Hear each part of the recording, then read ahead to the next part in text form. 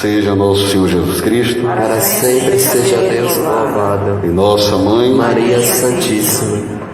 Caríssimos irmãos e irmãs, estamos nesta caminhada, quaresmal, nos preparando para vivermos o maior evento da nossa fé, da história, que é o Tríduo Pascal, a paixão, a morte e a ressurreição do Senhor. E durante esta nossa caminhada de penitência, de oração profunda, e eu assim acredito que vocês estão buscando, lógico, também uma caminhada de cruz, o Senhor nos convida a nos alegrarmos neste 4º domingo da Quaresma, o domingo letare, porque se aproxima a festa da ressurreição. E essa dinâmica da liturgia também é uma dinâmica para a nossa vida. Se nós simplesmente nos apegarmos a esta vida, a este plano e aos seus desafios, sem focar a nossa razão naquilo que é eterno, nós também iremos perecer. E é por isso que vocês, neste Santo Domingo, estão aqui na igreja. É por isso que nós estamos aqui, porque nós acreditamos no eterno. Nós confiamos nas promessas de Deus. E isso é um bálsamo, é um alívio na nossa fadiga, no nosso cansaço, para que a gente possa um dia contemplar verdadeiramente a face de Deus. E é por isso que hoje também a cor litúrgica pode ser admitida como este rosa, porque a festa, a alegria se aproxima, mas ainda não chegou. Estamos nessa caminhada. E se nós formos perceber do roxo para o branco, ele vai ganhando essa tonalidade. E por que também não nos alegrarmos verdadeiramente naquele que é a razão da nossa vida? O mundo pode até te dar euforia, pode te trazer lampejos de excitação, de euforia. Você pode ficar muito doido, muito doida nas drogas da vida, nas paixões desordenadas, mas a verdadeira alegria consiste em estar na presença de Deus. É por isso que o salmista vai dizer: provai e vede quão suave é o Senhor. Repito, o mundo pode te levar de 8 a 80 em questão de segundos, mas tudo isso vai passar. Nada neste mundo vai se manter. É em Cristo, é estando aos pés dele, unido a ele, abraçado a ele, que nós teremos a verdadeira alegria. Claro que essa verdadeira alegria, ela atingirá o seu auge, a sua plenitude na glória. Então é por isso que nós devemos nos deixar tocar pela suavidade do Senhor, pela sua plenitude, que não é arrogante, mas ao contrário, eterna, é singela. E muito nós temos a aprender. Primeiro, entender, a nossa alegria é Deus e ponto. Quando eu vou fazer a entrevista aos casais que irão receber o santo matrimônio, eu sempre pergunto: a razão da sua alegria é ele? Depois pergunto para a noiva: a razão da sua alegria é ela? Se disserem sim, a peia canta. Digo: negativo. Nenhum de nós é a razão da alegria do outro. A verdadeira razão da nossa felicidade é Deus.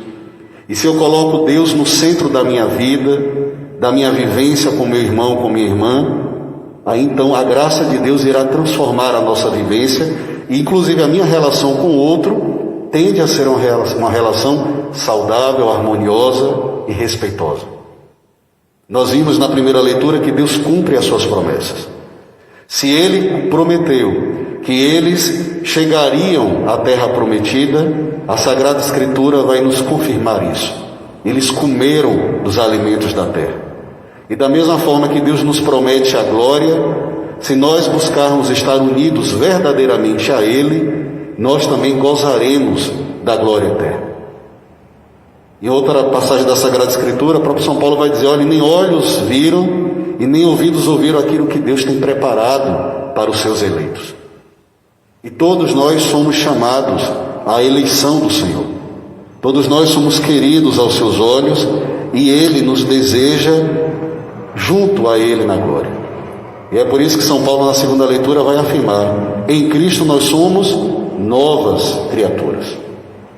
Que passe toda a dimensão do nosso pecado, nossa vaidade, soberba, e que também se desfaça dos nossos olhos o nosso apego às coisas desta terra, a nossa tristeza, a nossa vaidade, para que verdadeiramente possamos ser novas criaturas em Cristo.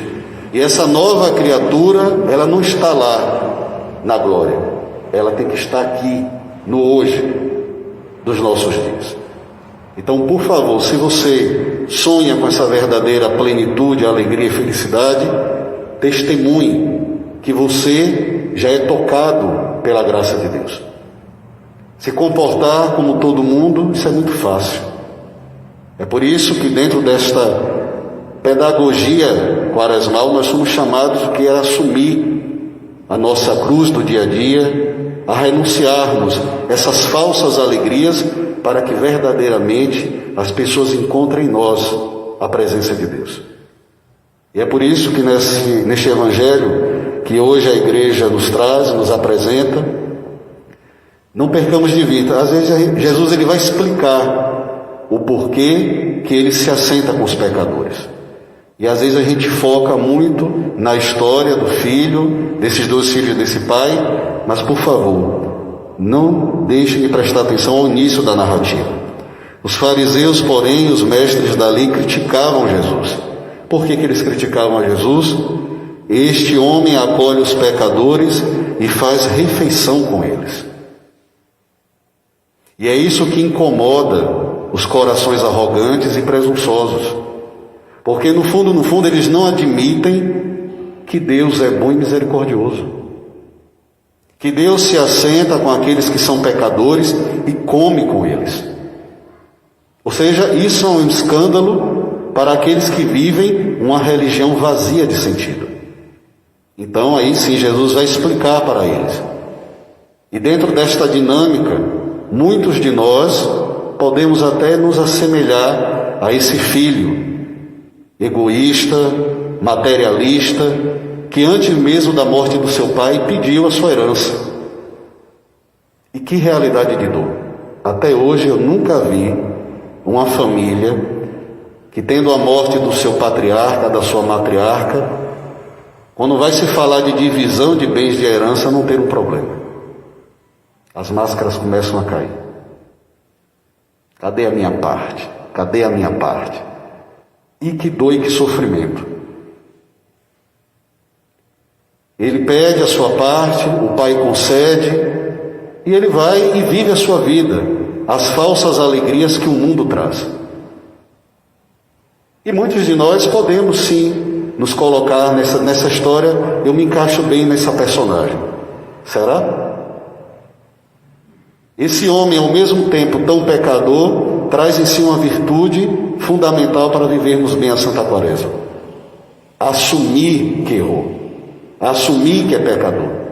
E ele disse: Pai, pequei contra Deus e contra ti, eu não sou digno de ser chamado teu filho.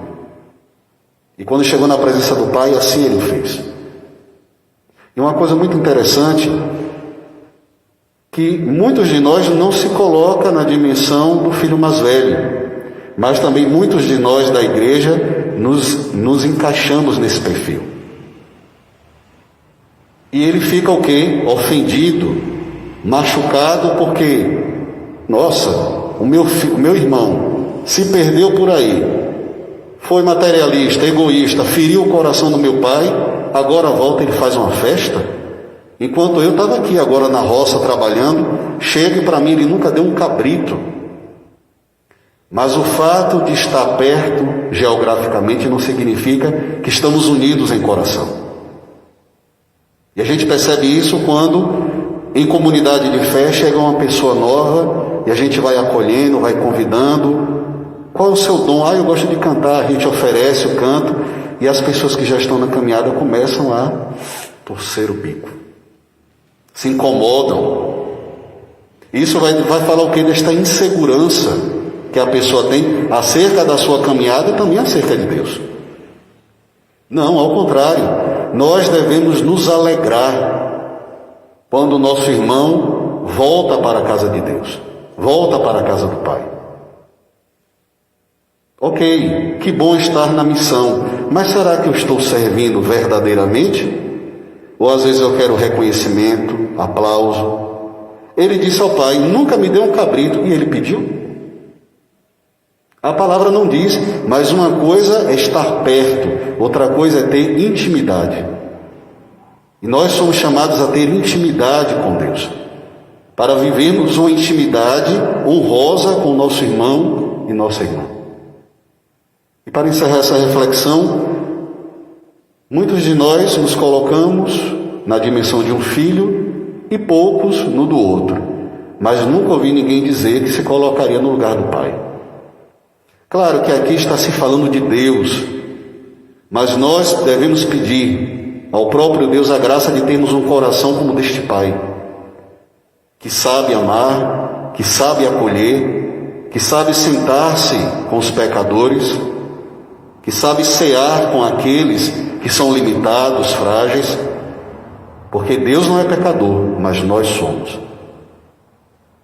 E é interessante, quando ele vinha chegando na cancela do sítio do seu pai, o pai já estava, como a gente chama aqui, no terreiro. E tem um teólogo da igreja que ele vai afirmar.